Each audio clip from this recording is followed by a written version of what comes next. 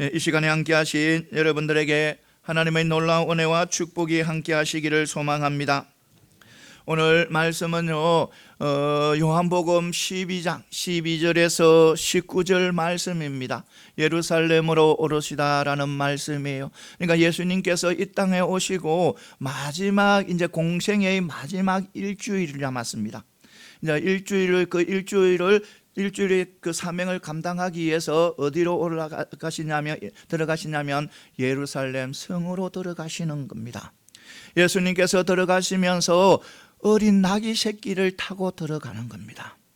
그런데 그 소식을 들은 이래 많은 무리들이 예수님 앞 그 거리로 나와서 예수님에서 환호하고 찬송하고 나아가는 것이었습니다.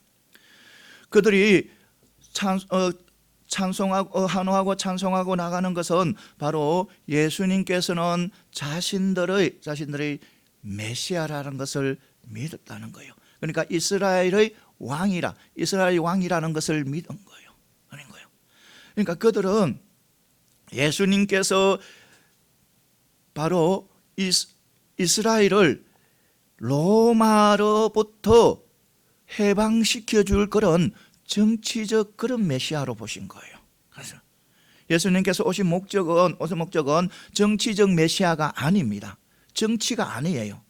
아니고 바로 죄에서 구원하기 위해서 오신 메시아라는 겁니다.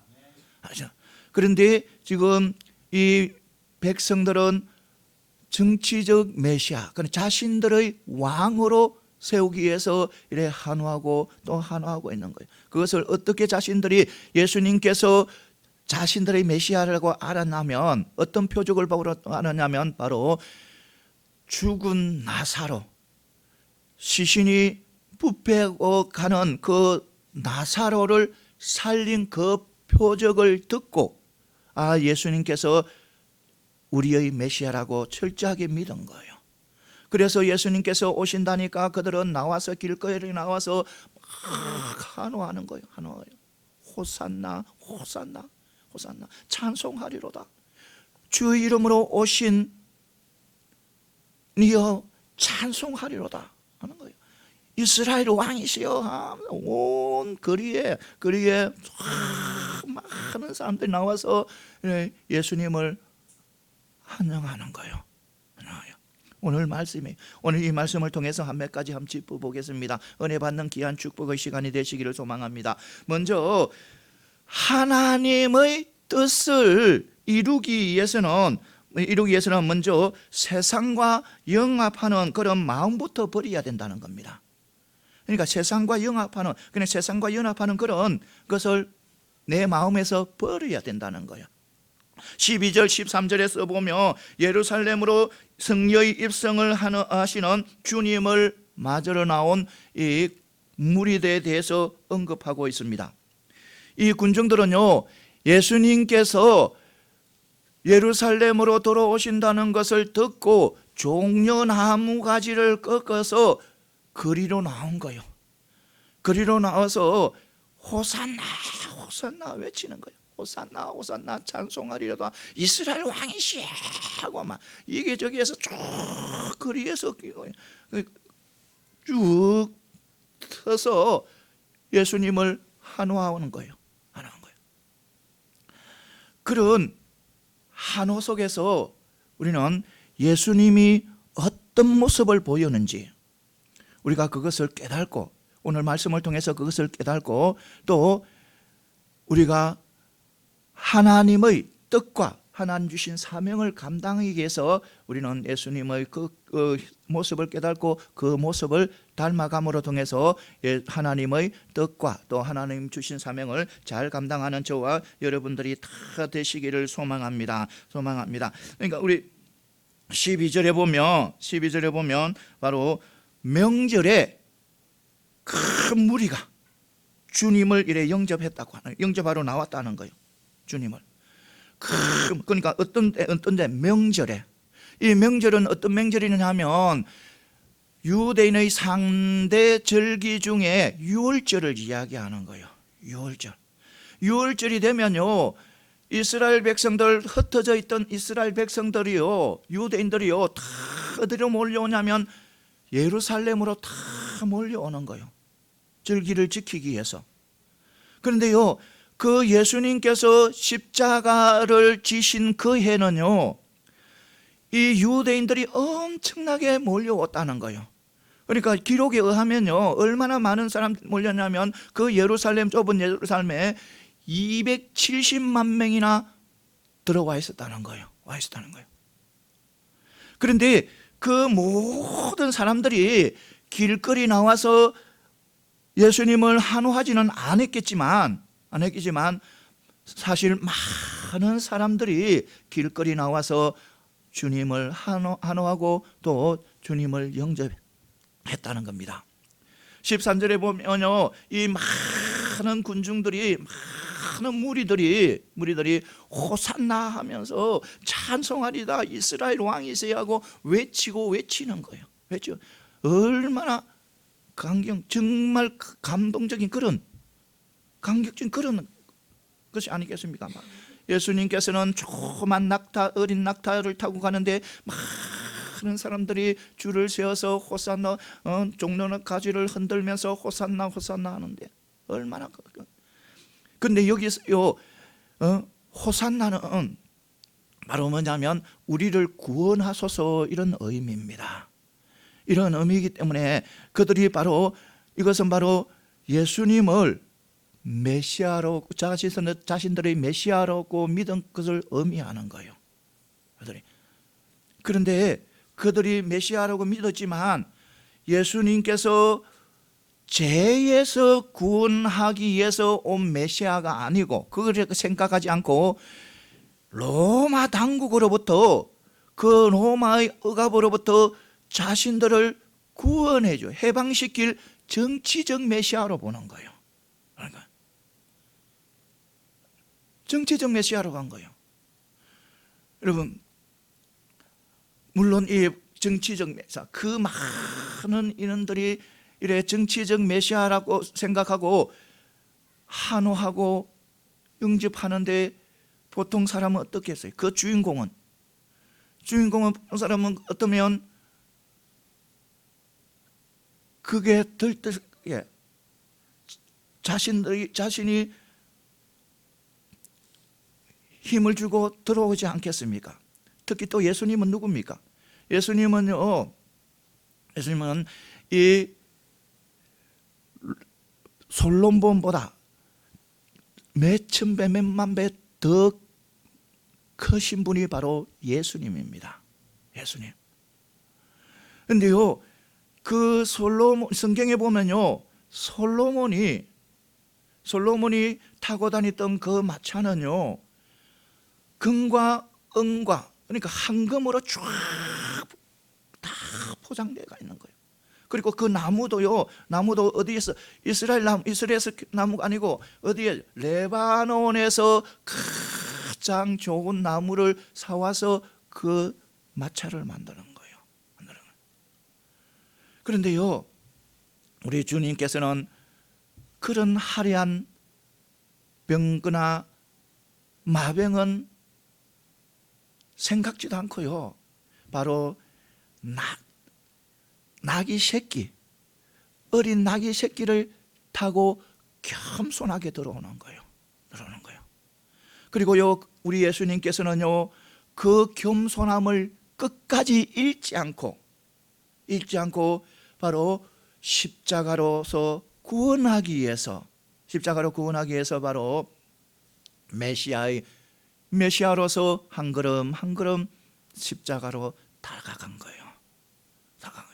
사랑하는 성도 여러분, 이것을 분명히 믿고 나가는 저와 여러분들이 다 되시기를 소망합니다.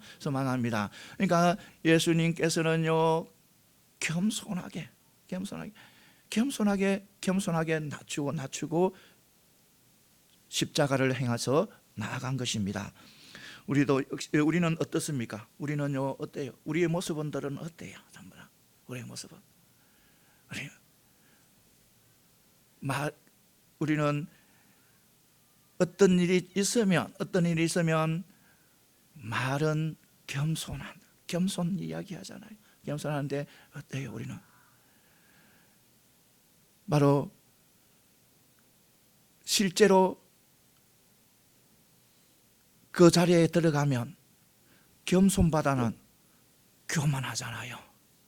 교만하잖아요. 그런데 우리 예수님께서는요, 끝까지 겸손에 나아갑니다.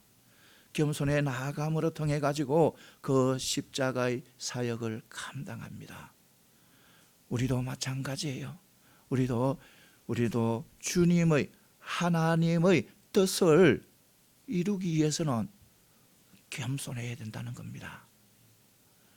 어떤 상황에서도 우리는 겸손하며 나아가야 된다는 것입니다. 이것을 분명히 믿고 나아가는 저와 여러분들이 다 되시기를 소망합니다.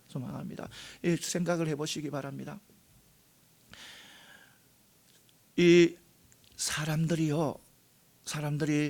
물론 정치적 메시아로 예수님을 바라보고 그렇게 환호하잖아요. 그런데 그들의 기대는 뭐예요? 그들의 소망은 뭐예요? 그들의 소망은 바로요, 로마에서 해방되는 거예요. 해방된 거예요. 그런데 우리 예수님께서는 이스라엘 왕이 아니고 그 정치적 메시아가 아니고 죄로에서 구원하는 그런 메시아로 오셨잖아요. 그런데 그 정치적 메시아는 하나님의 뜻이 아닌 거예요. 세상 사람들은 그렇게 바라고 그렇게 소망하고 그렇게 희망하는데 예수님께서 입성하니까 막 와가지고 그렇게 찬송하고 환영하는데 예수님이 오신 목적은 다르다는 거예요. 그들의 생각과 다르다는 거예요. 예수님께서 오신 목적은 바로 죄에서 구원하시기 오신 거예요. 그러니까 그런 발행과 그런 기대와 그런 소망을 가지고 있는 그 백성들 부르짖음에 대해서 예수님은 얼마나 부담스럽고 또 마음이 아팠겠습니까? 그들은요, 어떠냐면 예수님께서 죽은 나사로를 살렸다는 것을 들었습니다. 그리고 또요, 오병이의 기적, 물고기 2마리와 보리떡 5개로 장정 5,000명이나 먹였다는 것을 들었어요. 그러니까 그들은요, 이 예수님은요, 반드시 자기들을 로마로부터 자유롭게 해주실 것이다, 독립을 시켜주실 것이다 하는 철저한 그런 확신이 있었어요. 세상 사람 그런 확신이 있은 거예요.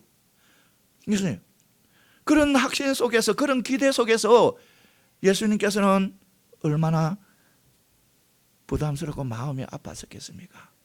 그런데 그것은요, 하나님의 뜻이 아니라는 겁니다. 하나님의 뜻이 아닌 거예요. 그렇게 세상 사람들이 그렇게 기대하고 소망한데도 화려한 그런 병거와 마병을 타고 입성하는 것이 아니라 나귀를 타고 입성하는 거예요. 그런 가운데서도요, 보통 사람 같으면 인간 같으면 그래, 걱정하지 마라, 내가 있잖아, 내가 있으니까 로마로부터 해방시켜 줄 테니까 걱정하지 말고 조금 기다리라, 이렇게 보통 사람은 할 거예요. 그런데 우리 주님은 그렇지 않았잖아요. 절대로 그렇지 않았잖아요. 나귀 새끼를 타고 입성했잖아요. 그러니까 그 나귀 새끼를 타고 입성한 예수님께서는요, 끝까지 겸손을 잊지 않고 십자가의 구원을 이루신 분이 우리 예수님이에요. 사랑하는 성도 여러분, 그것이 바로 하나님의 뜻인 거예요. 우리도 하나님의 뜻을 이루기 위해서는 우리는 세상과 영합해서는 안 된다는 거예요. 세상이 아무리 나에게 이것을 해 주기를 원하고 저것을 해 주기를 원하고 내 편이 되어서 저 편과 싸워주기를 원하고 내 편이 되어서 저 편들을 쳐주기를 원하고, 세상이 아무리 그렇게 원해도 그것이 하나님의 뜻이 아닐 때는 그들과 영합해서는 안 된다는 거예요. 안 된다는 거예요. 이것을 분명히 믿으시기 바랍니다. 성도 여러분, 우리 주님께서는요 정치적 메시아로 오신 것이 아니에요. 아니에요.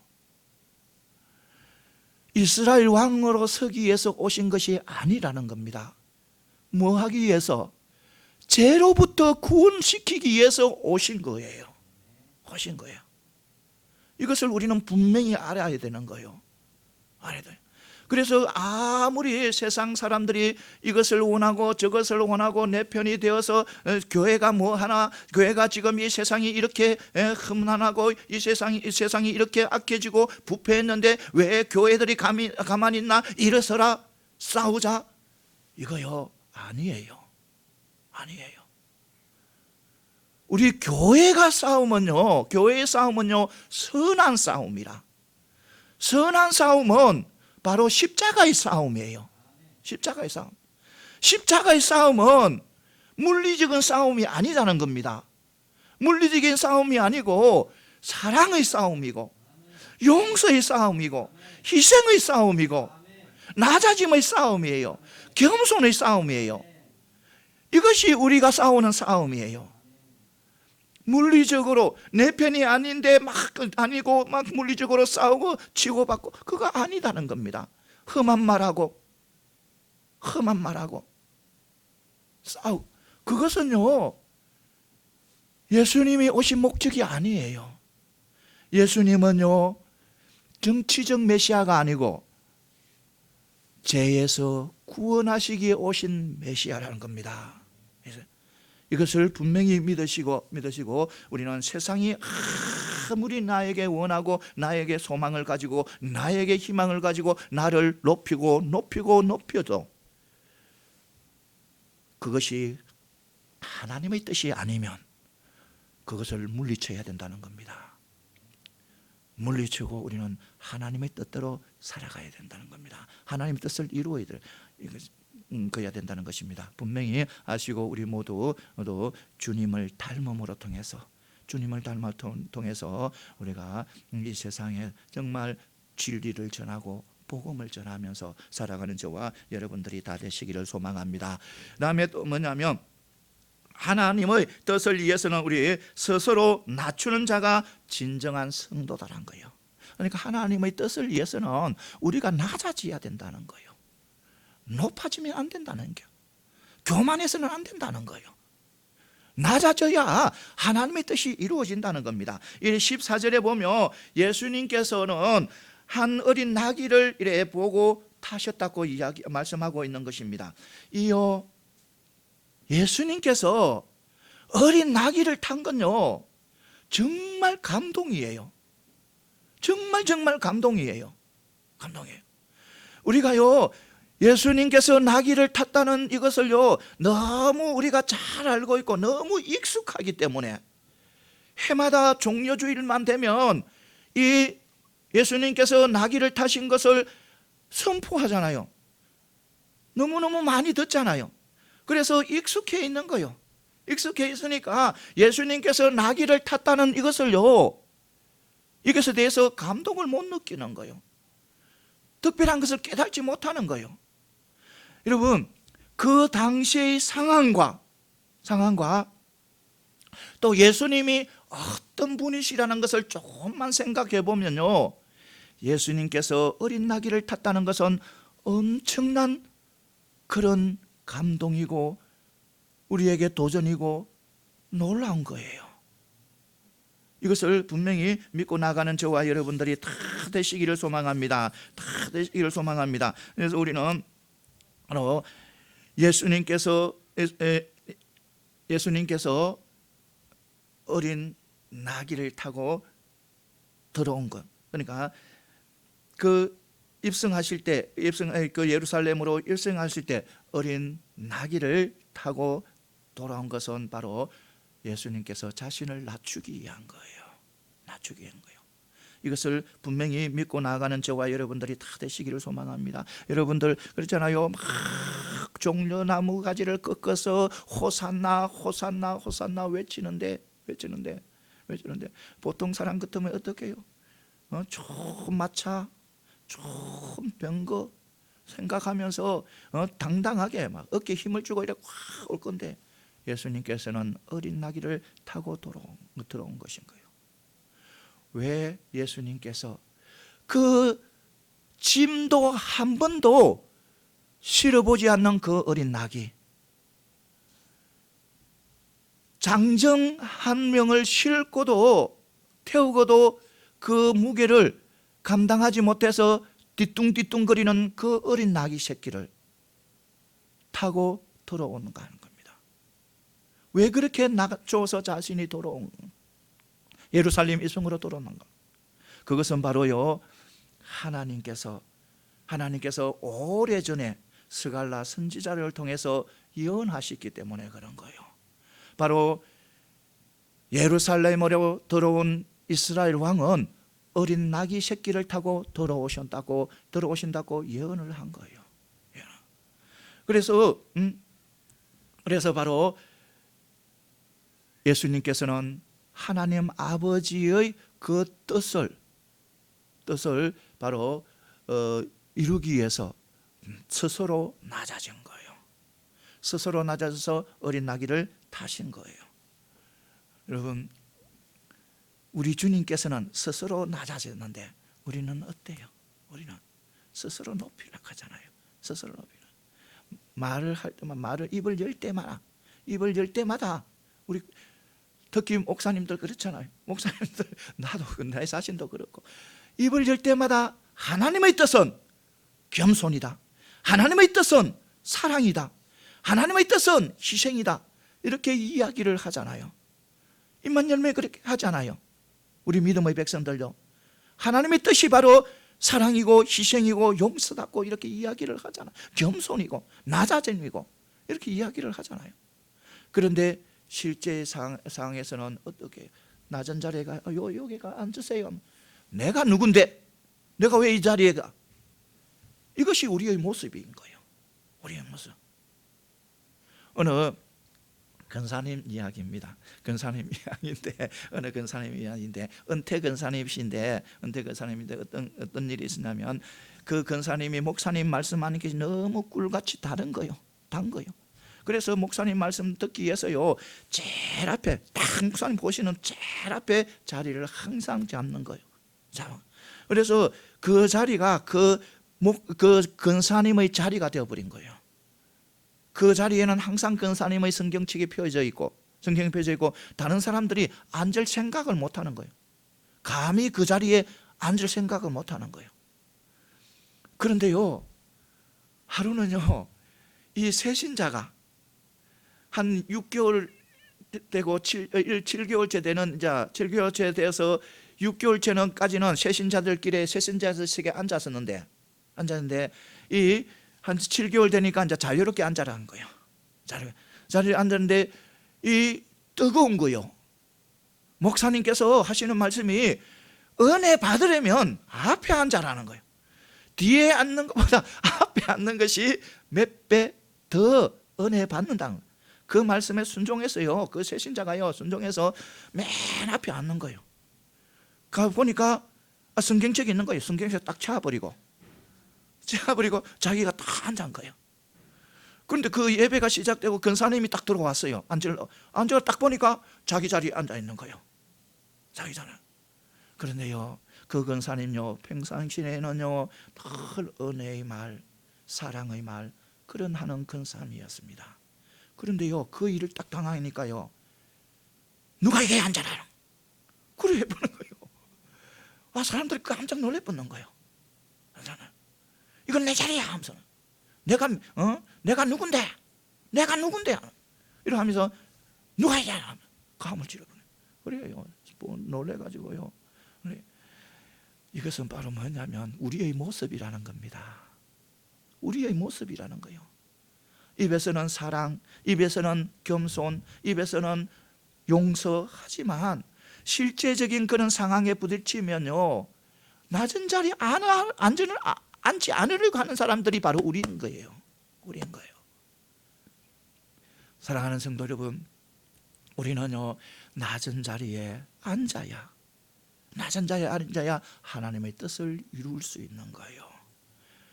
교만하고 높은 자리에 앉으면요 하나님 뜻을 이룰 수 없는 거예요.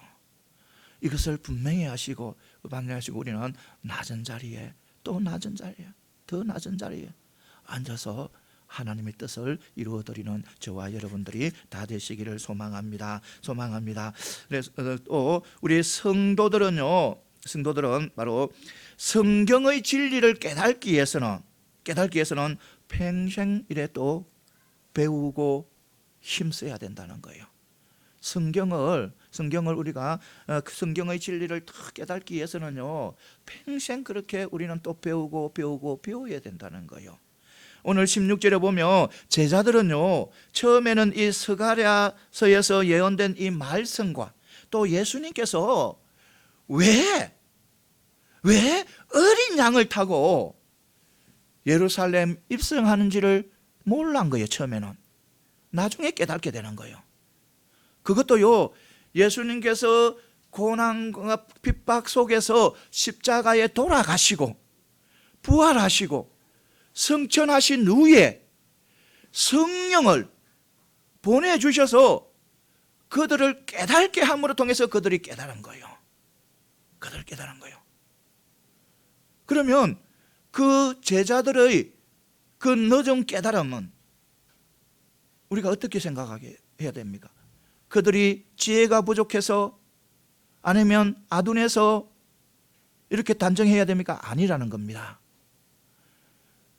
오히려 3년 동안 예수님과 함께 다니면서 많은 기적과 이적을 보았고 또 가르침을 받은 제자들조차도 하나님의 말씀을 깨달는데 그렇게 오래 걸리고 또 무엇보다도 그 말씀을 깨달는데 자기 스스로 깨달지 못하고 누가 도와주셨다?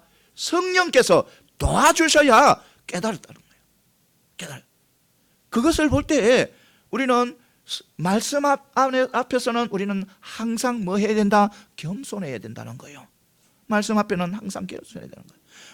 왜냐하면 바로 말씀 속에는요 신비한 비밀이 있고 진리가 있기 때문이라는 거예요. 이것을 분명히 믿고 나가는 저와 여러분들이 다 되시기를 소망합니다. 그런데요 어떤 사람들은 보면 몇 건의 교리책이나 몇 건의 신학 서적을 보고 난 후에요 보면 성경을 다 알았다고 생각하는 거예요. 어느 목사님이나 어떤 누군가가 신학자나 이래 신학적인 그런 책을 많이 쓰는 분들 있잖아요. 그 책들을 보고 나면요 자신들이 다 성경에 대해서 다 알았다고 하는 거예요. 그래서 성경 배우려면 잘 안 배워요. 교만해요. 남을 정죄해요. 여러분 이런 말도 있잖아요. 세상에 이래 여러분들도 한번 들어봤을 겁니다.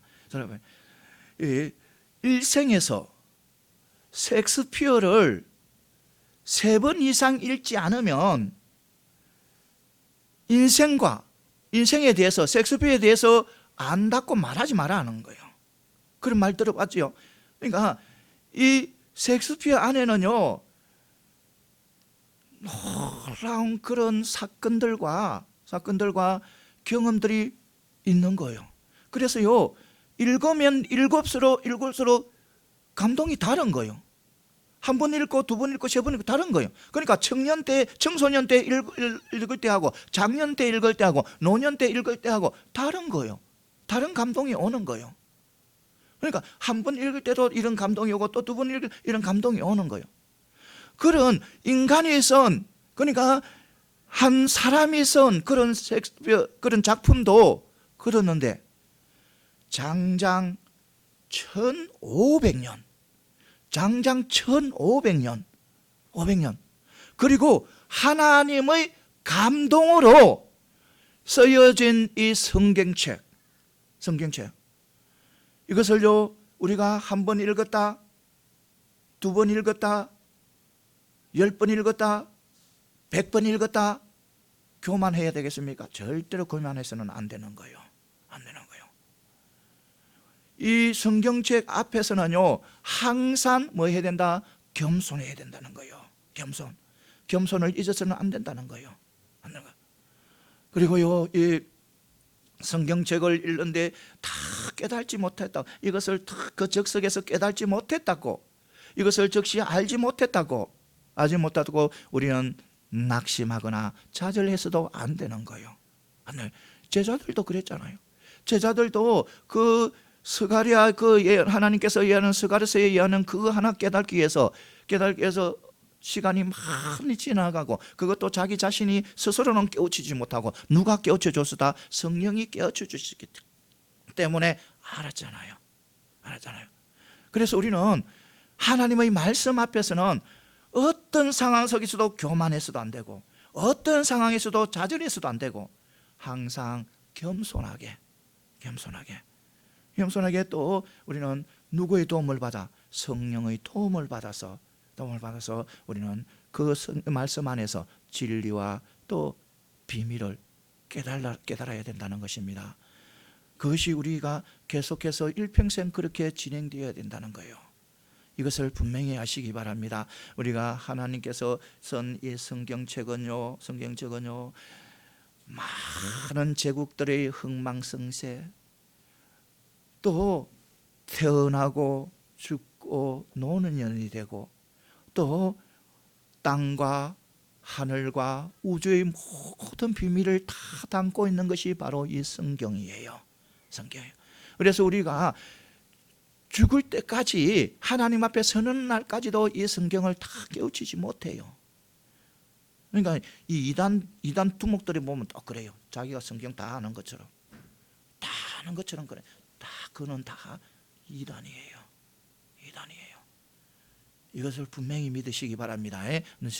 그리고 우리는 항상 성경에 대해서는 항상 겸손해야 된다는 겁니다. 겸손하고 그래서 우리 성령의 도움을 받아서 깨우쳐서 바로 예수 그리스도의 거룩한 그 빛을 우리는 세상에 비추는 저와 여러분들이 다 되시기를 소망합니다. 성숙한 믿음의 백성들이 다 되시기를 소망합니다. 그다음에 또 뭐냐면, 십자가에 기초하지 않는 신앙은 아침의 안개와 같다는 거예요. 우리 신앙은 그러니까 어디에 기초를 둬야 된다? 십자가에 기초를 둬야 된다는 거예요. 십자가에. 오늘 18절에 보면, 이에 무리가 예수를 맞으면 이 표적 행하심을 들으심이라 하고 말씀. 이 표적 행하심을 들었습니다. 이 표적은 어떤 표적을 이야기하냐면 17절에 나오잖아요. 나사로를 살린 표적을 이야기하는 거예요. 그러니까 이 나사로의 살린 표적, 저 무리들이 예수님께서 죽었던 나사로를 다시 살리신 이적을 그분의 메시아 되심을 인정하는 그런 표징이 되어버린 거예요. 그러니까 이 이스라엘 백성들이 예수님을 정치적 메시아라고 인정한 것은 바로 어떤 표적을 봤기 때문에, 바로 죽은 나사로를 살린 그 표적을 듣고 보았기 때문에 그것을 인정하는 거예요. 메시아라고 인정하는 거예요. 여러분, 이것을 분명히 믿고 나가는 저와 여러분들이 다 되시기를 소망합니다. 그러니까 우리 예수님께서는 바로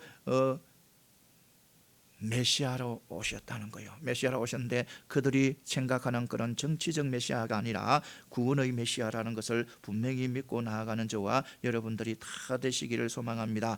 그런데요, 이 예수님께서 성리의 예루살렘으로 입성하는데 바로 많은 사람들이 환영하잖아요.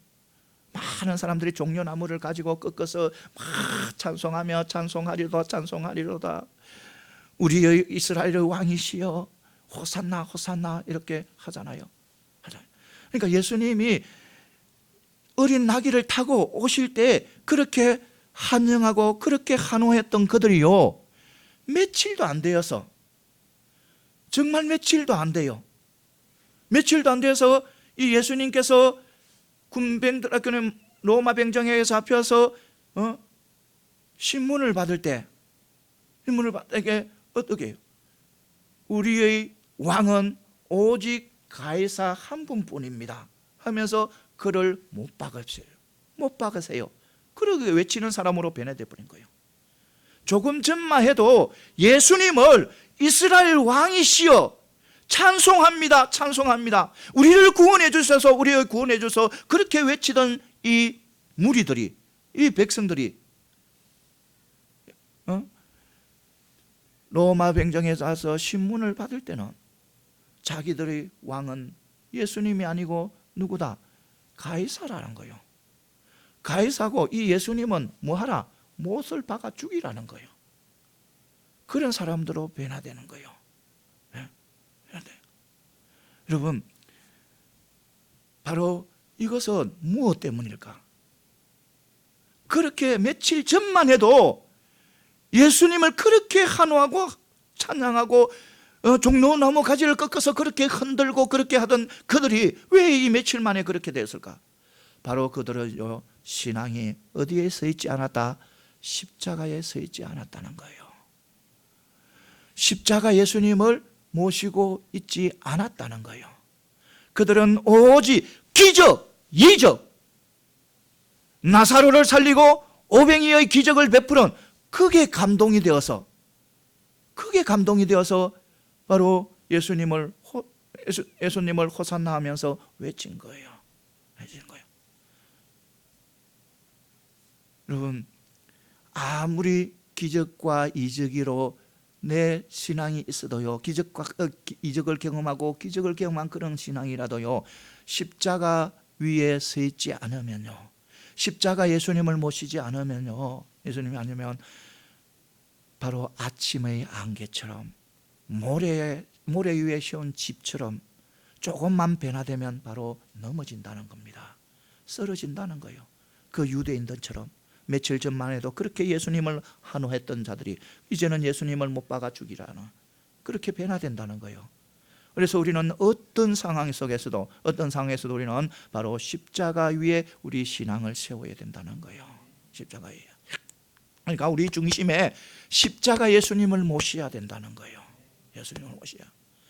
이것을 분명히 믿고 나아가는 저와 여러분들이 다 되시기를 소망합니다. 그래요, 우리가 항상 그래요, 우리 성도들 각각 개인도 그렇지만 각각 개인도, 교회도 그렇다는 거예요. 교회도 그 교회가 어디 위에 서 있어야 된다? 십자가 위에 서 있어야 된다는 거예요.